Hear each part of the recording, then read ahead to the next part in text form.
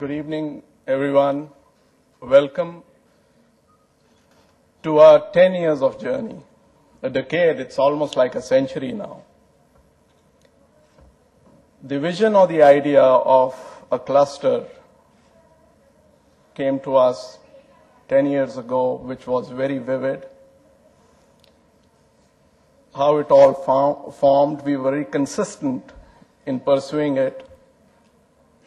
And the enthusiasm that people show in coming and seeing, sharing knowledge with each other, keeps us going, encourages us to do more. Some of us are owners of our enterprise, some work there, some are students who are looking at their future in this trade. What we try to bring on the floor is something that a lot of us would never experience on our own if we were to continue in the journey. There's a lot of work that goes on. The moment this is over, we start planning for the next year to find out the best possible knowledge that is going around the world on this trade, the best experiences of different people, and how we can get the best to the people of our country or anyone, and how they can improve their own whatever posts or whatever positions they are. Since we've heard many speakers since morning, I'm sure there's a lot to take home. Some of us who probably till yesterday thought we were very good in what we do probably has a lot of knowledge to take back and see what they can do and further improve as to what they can do.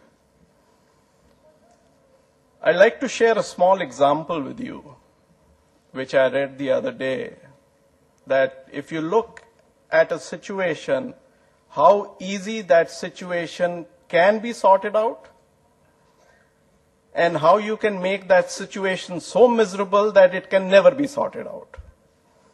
I read the other day that in schools in Japan, students and teachers are supposed to be 30 minutes earlier to school before it starts.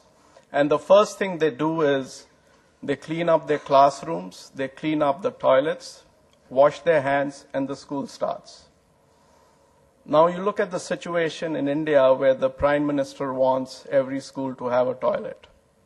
So it's going to be a big task to first build one. I'm very sure no one is going to go through the process of educating those kids how to use them. The parents are going to tell the parents are supposed to do it, and the parents are going to say it's the school's job to teach them. Then they're going to look for someone who's going to clean it. Then they're not going to find anyone cleaning it. Then we are going to blame someone. It might take 10 years. And probably we still be blaming.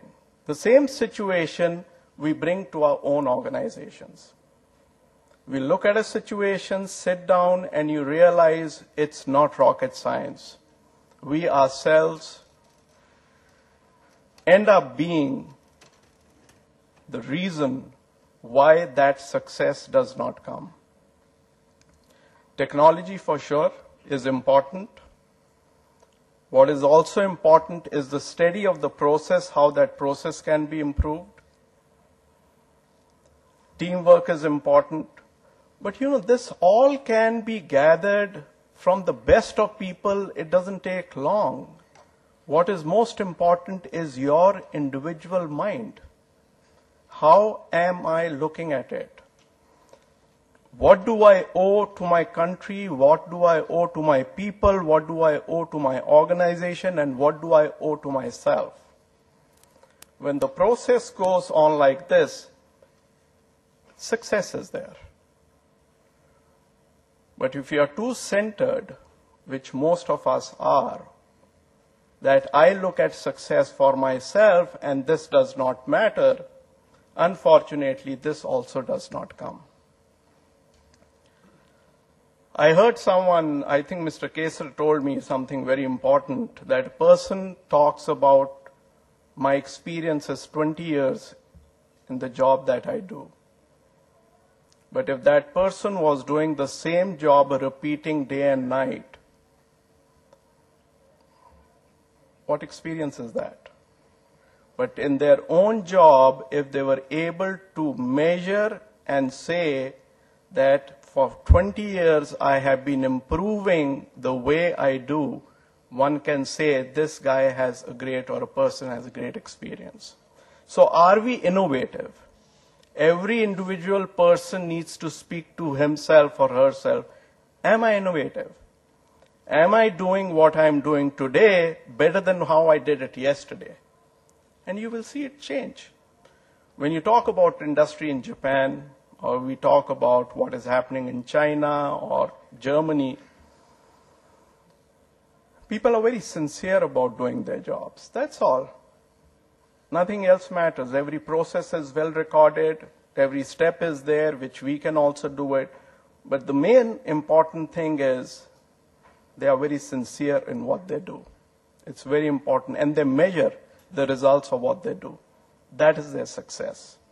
And I think in India, we've lived for many years where imports were closed. We were not exposed to the rest of the world. Today we are. Very fast, we are exposed to the world. And we have a lot to catch up. The only thing I would say is this is a great opportunity for me, all of you, all individuals, that there's a lot to take back home. As a matter of fact, I was too confused. How much can I take back home? And I asked Mr. Kesar, how fast can you cut the CDs, that there's so much to take home and to work onto yourself that you can foresee the changes as an individual I'll bring to myself. So thank you very much. I want to thank Mr. Mehra and Mr. Kesar, first of all, who've been working very hard in ensuring the conference goes on. And by the way, this is the only international conference that is organized in India. And it's OGTC members, which are almost 20 or 25 in number, that we get together and we organize this. And today it is talked about in a lot of places where we are invited and we are asked to present these papers. It's one of the very few clusters which is only based on knowledge. Most of the clusters are based on productivity, production, similar things. This is a cluster of minds. Thank you very much. It's always a pleasure seeing you people here. It's always a pleasure sharing knowledge with all of you. And once again, I would also like to thank my cluster members that have all been together for the last 10 years strengthening this day and night. Thank you.